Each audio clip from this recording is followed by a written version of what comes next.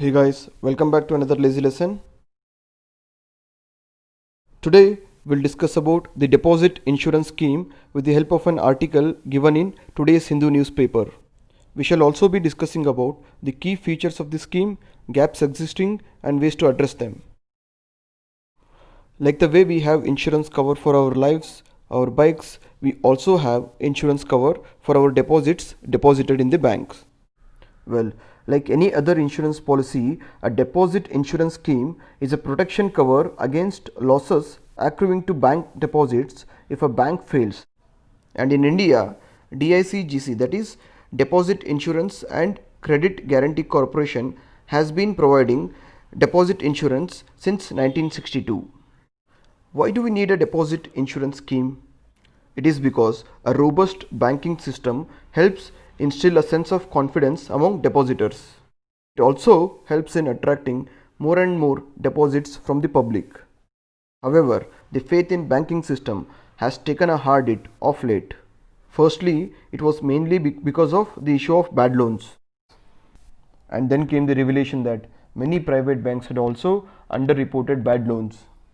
And the latest addition to this list is the PMC crisis.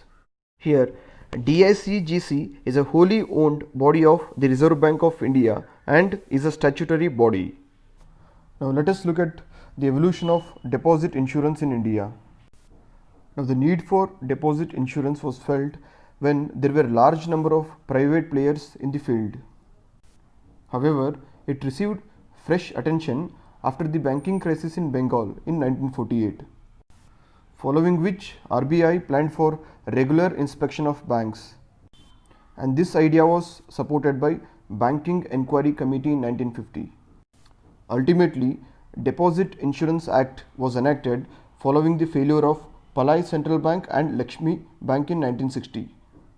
The act at the time of enactment covered all commercial banks. In 1968, it was also extended to other cooperative banks. Now let us see which banks are covered under the scheme. Now, as per the rules, except primary cooperative banks, all other commercial banks, including the branches of foreign banks functioning in India, local area banks, regional rural banks, small finance banks, and payment banks, are covered under the scheme. However, please note that the scheme covers all commercial and cooperative banks except the banks in Meghalaya, Chandigarh, Lakshadweep, and Dadar and Nagar Haveli. Besides, as per Section 11 of DICGC Act, all new commercial banks have to register themselves with DICGC as soon as they are given licenses.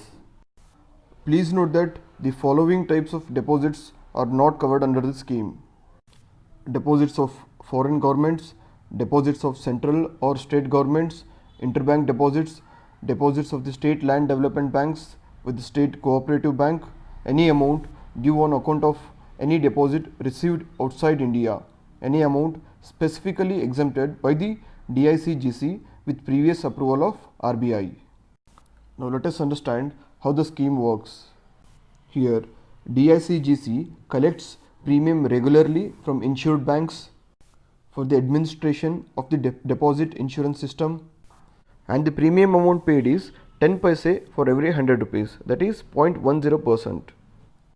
Here please note that the premium paid is borne by banks, not passed to the depositor. And when a bank is liquidated, DICGC pays a maximum amount of rupees 1 lakh to the depositors. Here, the amount of rupees 1 lakh includes all the combined amount of all the deposits kept in different branches of a bank by the same depositor. It also includes both principal and interest accrued. Besides, all the accounts such as savings bank account, current account, fixed deposit and recurring deposits are considered one.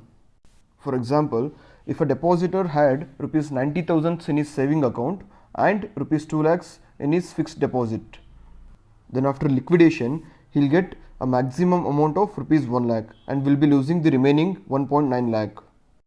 Now there are certain issues and challenges with the scheme in its present format. Firstly, there is the issue of small insured amount. That is, Irrespective of the amount kept as deposit in banks, only rupees 1 lakh sum is assured by DICGC, and this figure hasn't changed since 1993.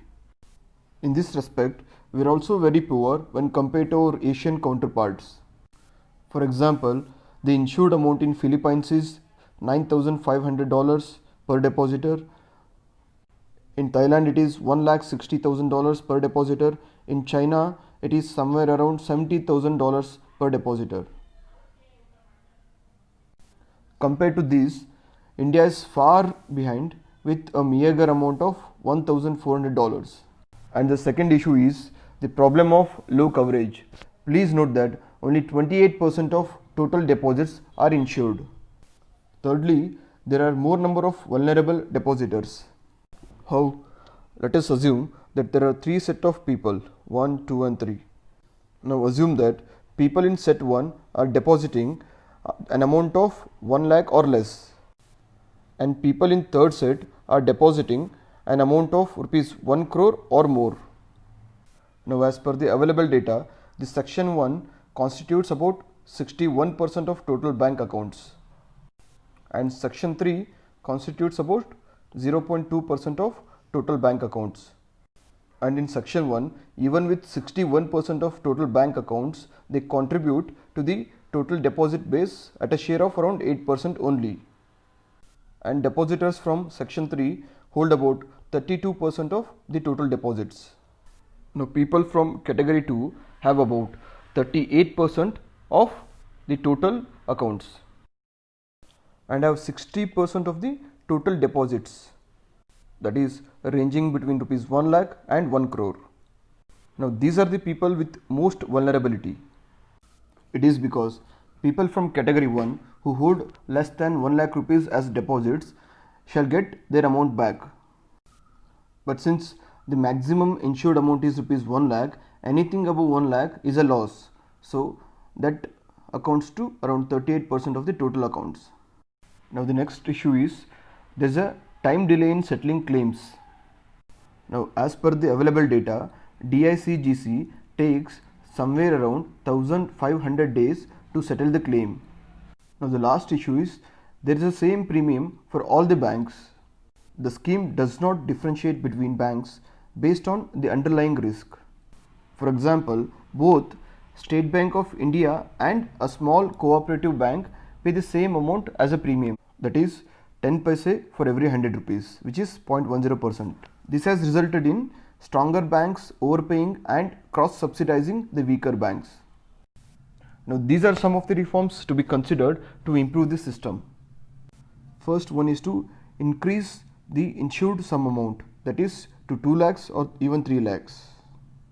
Next is a two-tier deposit insurance system should be introduced, one for savings account and the other one for fixed deposits.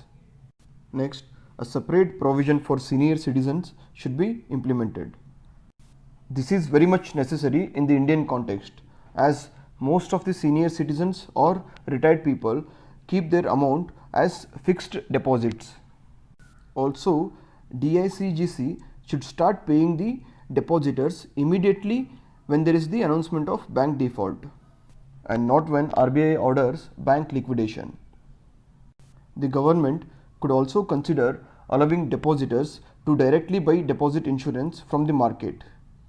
This can be done by allowing the entry of private insurers in the market.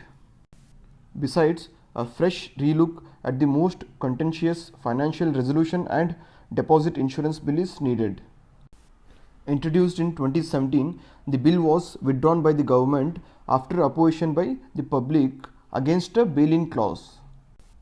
According to the bail-in clause, customers of a failing financial institution would bear a part of the cost of resolution by reduction in their claims.